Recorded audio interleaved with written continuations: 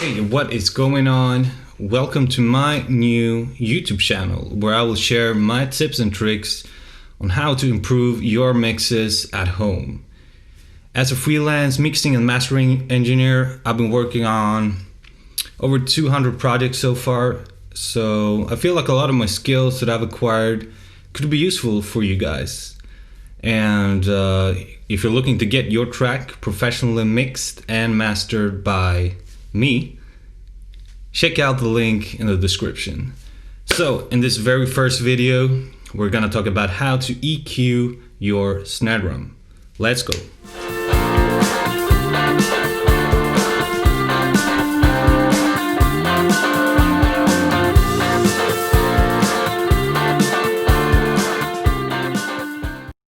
I'm working on a track now that I got from a client of mine. It's sort of a dream pop song, and we're specifically gonna look into the snare drum here. So just take a listen to the snare drum and what it sounds like raw.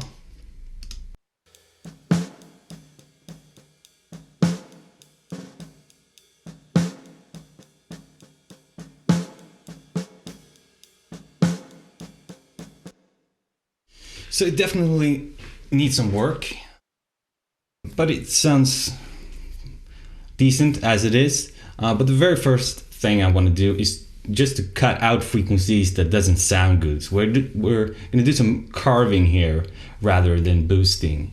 So we're going to have one EQ for cutting out frequencies, and then we're actually going to put a compressor between the EQs. But I'm not going to get into that because this video is about EQing. But so we're going to do some carving now and then boosting frequencies after the compressor. So the very first thing I want to do is to cut out frequencies, generally up till about like 100 hertz, something like that. Obviously it's going to depend on the snare drum, but generally up to about 100 hertz, and that's to get rid of the muddiness of the snare drum, because we don't really want frequencies around this area because it just makes it sound muddy. And in this case I'm gonna go up to about 100 hertz, and a lot of the times there's some boxiness in the snare drum, and I want to get rid of that. We don't want this kind of honkiness and boxiness, and you can often find this in the area between 300 and 500 hertz. So I'm gonna do some carving around here. I'm gonna listen to the track while I do it.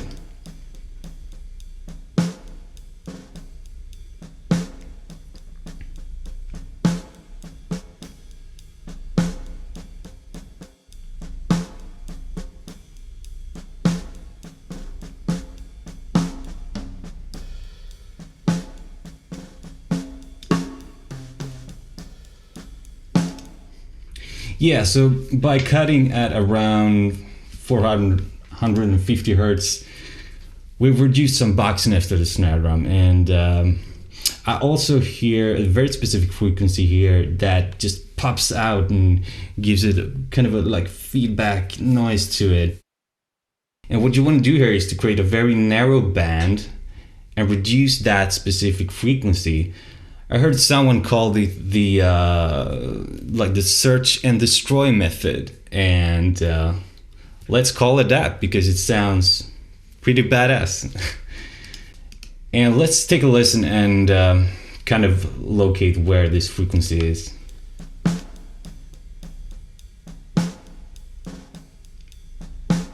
So it's right here. Let's create a very narrow band. Right here. Can you hear that at 855 hertz?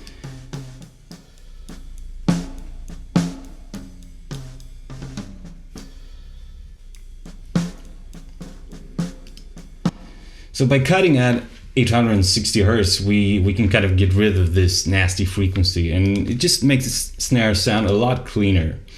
So take a listen to this. Before and after. So it's a bit subtle, but it definitely cleans up the snare a bit. Now we're gonna do some boosting. We're gonna bring up another EQ, and the frequency area that you would want to focus on here is anywhere from like 3K and upwards up till about like 8K.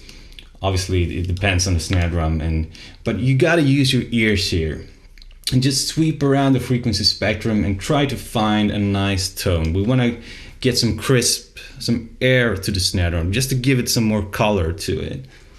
So I'm just gonna listen to the snare drum and sweep around the frequency spectrum and just try to find a nice tone here. And again, let the ears make the decisions.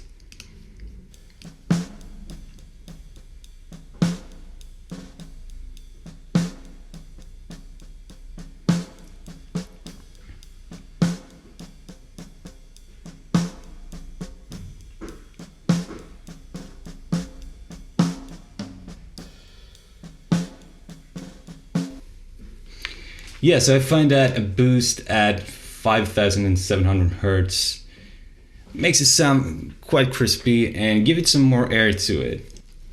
So this is like the foundation of the EQ.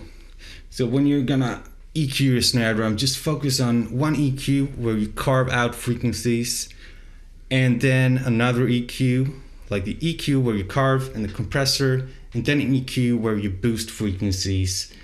And this is kind of a very basic, this is like the foundation of the EQ, and kind of just clean it up a bit and do some subtle boosts.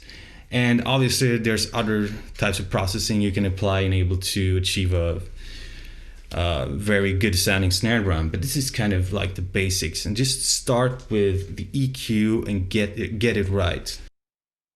I hope you guys find this tip useful. I'm gonna release a video every week where I share my tips and tricks on how to improve your mixes.